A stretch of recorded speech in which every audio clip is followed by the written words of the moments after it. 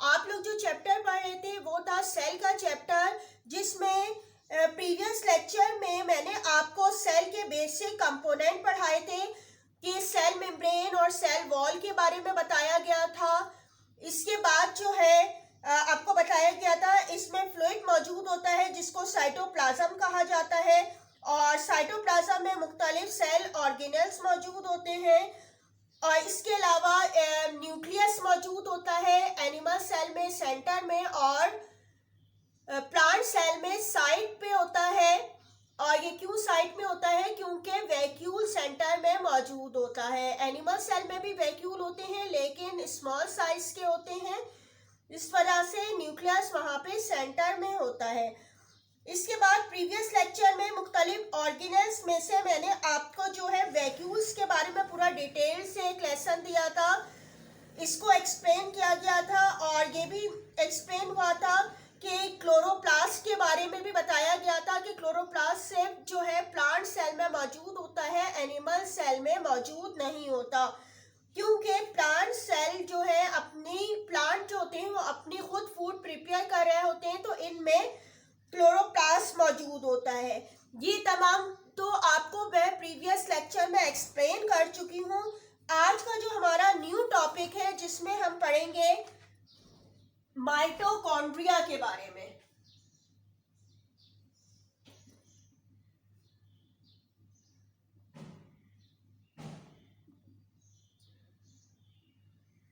ठीक है, माइटोकॉन्ड्रिया के बारे में पढ़ेंगे। तो everyone open the book page number 76 open कर लीजिए। वहां पे माइटोकॉन्ड्रिया के बारे में बताया गया है, मैं एक्सप्लेन कर रही हूँ।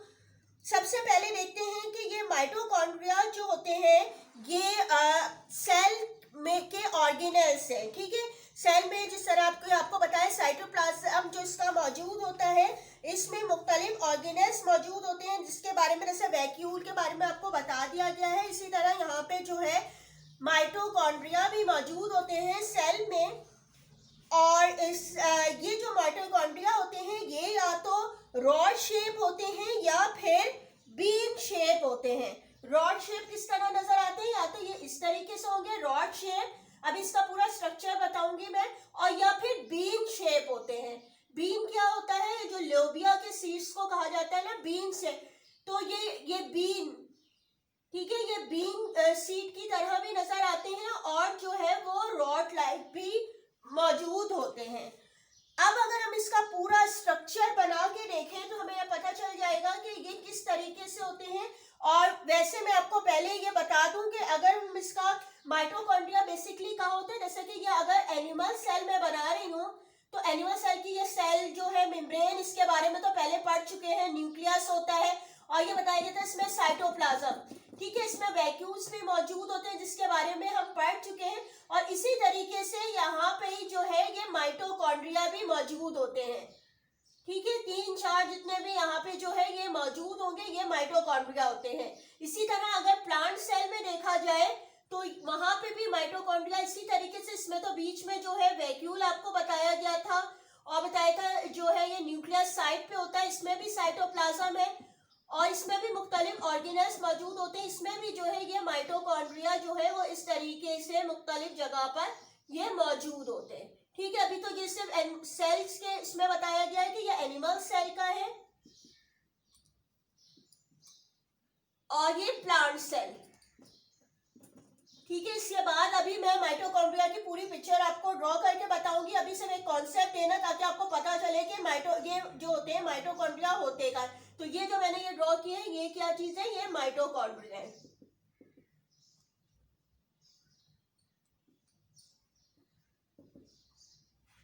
ठीक है, यानी कि एनिमल सेल में भी ये प्रेजेंट होते हैं और प्लांट सेल में भी ये प्रेजेंट होते हैं। अब इसका स्ट्रक्चर देखते हैं पूरा कि किस तरीके से होता है, उसमें कौन सी लेयर्स मौजूद होती हैं।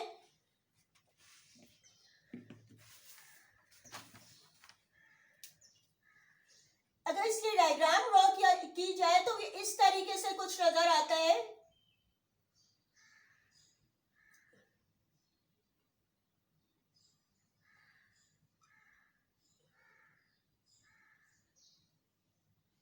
ठीक है, ये इसकी जो बना रही हूँ, ये पूरी जो लेयर है ये कौन सी मेम्ब्रेन आपकी इसमें बनी हुई है, ये आउटर मेम्ब्रेन कहलाती है।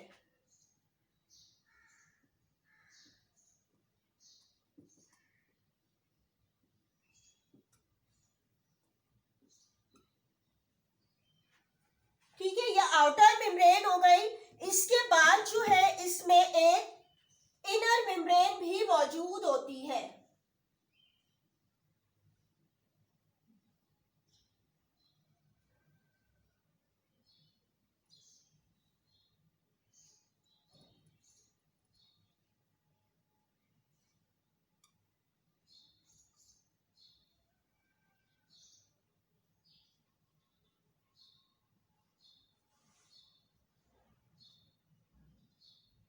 अच्छा, ये जो इनर मेम्ब्रेन होती है इसमें ये किस तरह होती है, फोल्ड हुई होती है अंदर से। ठीक है, इसमें फोल्डिंग मौजूद होती है। अगर हम इसमें इनर मेम्ब्रेन को देखा जाए तो ये वाली जो मेम्ब्रेन है ये किस तरह होगी, ये इस तरीके से फोल्ड हो जाती है।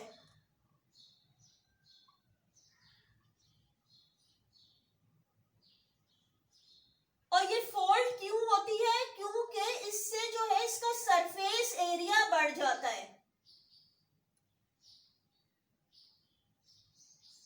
ये इस तरह कुछ होती है। ठीक है, ये जो इनर मेम्ब्रेन होती है अंदर की तरफ फोल्ड हुई हुई होती है, और इस मेम्ब्रेन को यानी कि जो फोल्डिंग हुई हुई है इसको क्या कहा जाता है, अब हम इसको कहते हैं क्रिस्टी। क्रिस्टी, ठीक है, ये क्रिस्टी कहलाती है। और इसके अलावा या इसके जो इनर मेम्ब्रेन के अंदर की तरफ जो है फ्लूइड मौजूद होता है। ठीक है, इसके अंदर जो है कुछ फ्लूइड मौजूद होता है।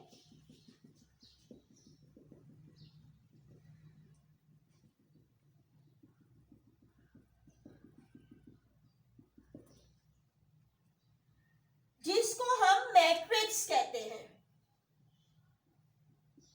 और इस फ्लूइड में ही जो है एंजाइम्स भी मौजूद होते हैं।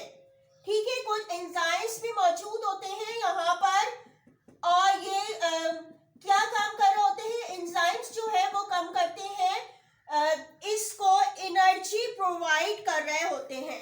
ठीक है, यानी कि एंजाइम जो होते हैं वो दरअसल क्या होता क्या है, ये प्रोसेस को अगर हम देखा जाए कि इस प्रोसेस में होता क्या है कि हम जो कुछ फूड खा रहे होते हैं उसको क्या करते हैं, ऑक्सीजन के साथ रिएक्ट होते हैं, और एंजाइम जो है हेल्प करते हैं इस प्रोसेस में, जिसकी बेस पे जो है कार्बन डाइऑक्साइड और वाटर वेपर बनते हैं। यानी कि अगर हम माइटोकॉन्ड्रिया की फंक्शन की बात करें तो ये सेलुलर रेस्पिरेशन में हेल्प करता है। यानी कि इसका मेन फंक्शन जो है वो सेलुलर रेस्पिरेशन में हेल्प करता है। जिस तरह आप लोगों ने प्रीवियस क्लासेस में पढ़ा है कि रेस्पिरेशन जो होता है हमारी बॉडी में 2 स्टेप्स में होता है। एक तो कहलाता है जो आप ब्रीथिंग कर रहे हैं, ठीक है, उसमें क्या एक्सटर्नल रेस्पिरेशन जिसको कहा गया था कि जिसमें आप ऑक्सीजन को इनहेल करते हैं और कार्बन डाइऑक्साइड एक्सहेल। लेकिन ये प्रोसेस इतना सिंपल नहीं होता, बल्कि जब आप ऑक्सीजन इनहेल करते हैं तो ये कहाँ जाती है, हमारी सेल्स के अंदर जाती है, और सेल्स के अंदर जाके जो हमारी फूड मटेरियल होते हैं, फूड स्टफ, उसके साथ रिएक्ट करती है, यानी कि ग्लूकोज वगैरह जो मौजूद है उसके साथ रिएक्ट करते हैं, और ये सेल के अंदर प्रोसेस हो रहा होता है, इसीलिए हम इसको सेलुलर रेस्पिरेशन कहते हैं। अगर हम इसकी इक्वेशन देखें तो इसमें क्या होता है कि ये जो सेल के अंदर हम जब ले रहे होते हैं ऑक्सीजन, तो ये क्या होती है, हमारी जो बॉडी के अंदर फूड मौजूद है जो कि ग्लूकोज की फॉर्म में है, ये किसके साथ रिएक्ट करती है, ऑक्सीजन के साथ। ठीक है, ऑक्सीजन के साथ रिएक्ट कर रहे होते हैं, और इसमें क्या हेल्प हो रही होती है, कौन हेल्प कर रहा होता है, एंजाइम्स, जो कि इस मैट्रिक्स में मौजूद होते हैं, एंजाइम्स। ठीक है, ये हेल्प करते हैं, और क्या चीज जो होती है वो प्रोड्यूस होती है, यानी कि इस रिएक्शन के बाद हमें जो मिलते हैं वो क्या है, कार्बन डाइऑक्साइड,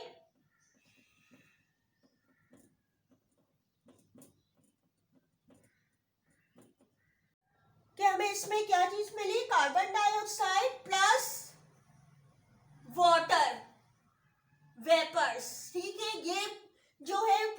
होते हैं, और ये जो प्रोसेस होता है इसमें जो एनर्जी बनती है, जो एनर्जी जिस फॉर्म में हमें मिल रही होती है वो कहलाती है, इसकी एब्रिविएशन है एटीपी।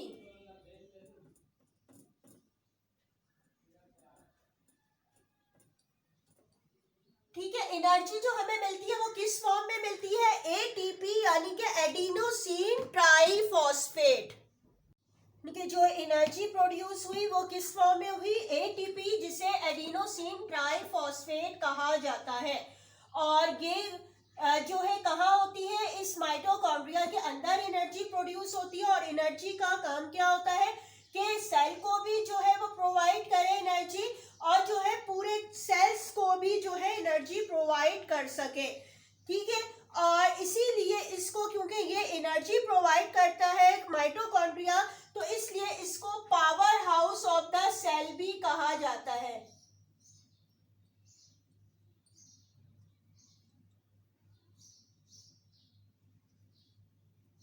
ठीक है, माइटोकॉन्ड्रिया को हम क्या भी कहते हैं? Power house of the cell, क्योंकि ये जो है एनर्जी प्रोड्यूस कर रहा होता है।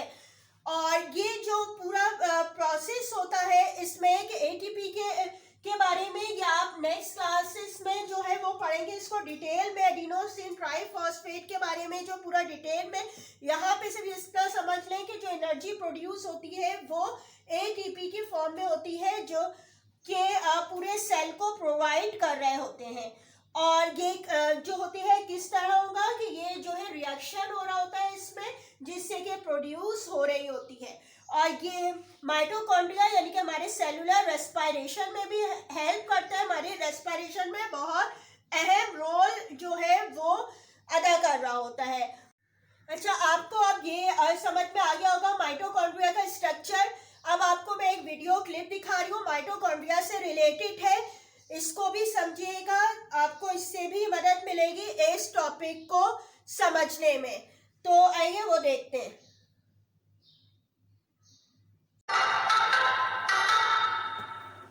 We are given the task of planning a new city. What would the list of necessities include? A medical care center, market area, garden, shopping center, educational institutes, and so many in the list. Apart from these, the proper supply of water and a well-designed sewerage system tops the chart of requirements. Are we missing something important? For every house to be functioning properly, don't we need a power supply? Of course we do. Power supply is one of the most essential requirements of every home today. Without it, functioning of important and useful gadgets is not possible.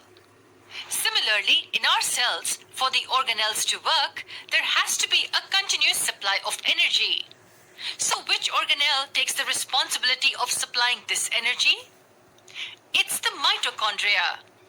The double membrane organelle is called as a powerhouse of the cell because it produces molecules which are usable form of energy for the cell.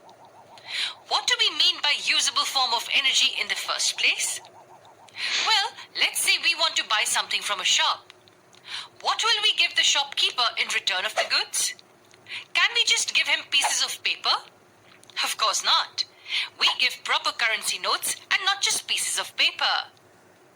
That is because although both are made up of paper, the currency notes are the standardized forms with immense values. So we can say that these currency notes are the usable forms. If the same sized piece of paper is given, then that will not be considered as a currency, because the usable form is the actual standard and accepted currency note. Similarly, the food we eat gives us energy. We know this, but the energy from the food is not in the usable form. So the enzymes in the mitochondria convert these energy molecules into usable molecules called the adenosine triphosphate. It's abbreviated as ATP. So are these ATP molecules the usable forms? That's right. Cells can obtain energy when these ATP molecules are broken down. So how does this powerhouse of the cell look like? The mitochondria has two membranes, the outer membrane and the inner membrane. The outer membrane is porous, which means it allows the transport of materials across itself. The inner membrane is slightly different and interesting to understand. The membrane is thrown into several folds and therefore has a larger surface area. These folds are referred to as cristae. But what's the use of a larger surface area? A larger surface area would be a wider base for ATP generating chemical reactions. Because the larger area will harbor more enzymes that will produce ATP. The inner part of this membrane has a matrix which contains all the necessary enzymes for ATP production. Thus, larger the surface area, larger will be the amount of ATP molecules generated. Apart from this, the organelle has its own DNA and ribosomes just like the nucleus. Therefore, mitochondria can make its own proteins and replicate on its own. Class 8 मैंने 9 तक question करवा दिए थे. आज question number 10 है. Explain mitochondria of cell, also draw a label diagram. First you write on the center heading of mitochondria. इसके बाद side heading डालिएगा शेप, फिर इसको डिस्क्राइब कीजिएगा पूरा, फिर स्ट्रक्चर की हेडिंग डालिएगा, फिर ये पैराग्राफ लिखिएगा.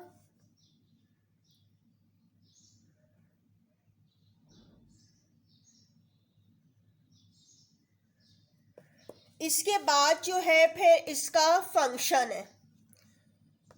ठीक है, फिर ये यानी कि 3 हेडिंग्स, सब हेडिंग में इसका कंप्लीट होगा आंसर.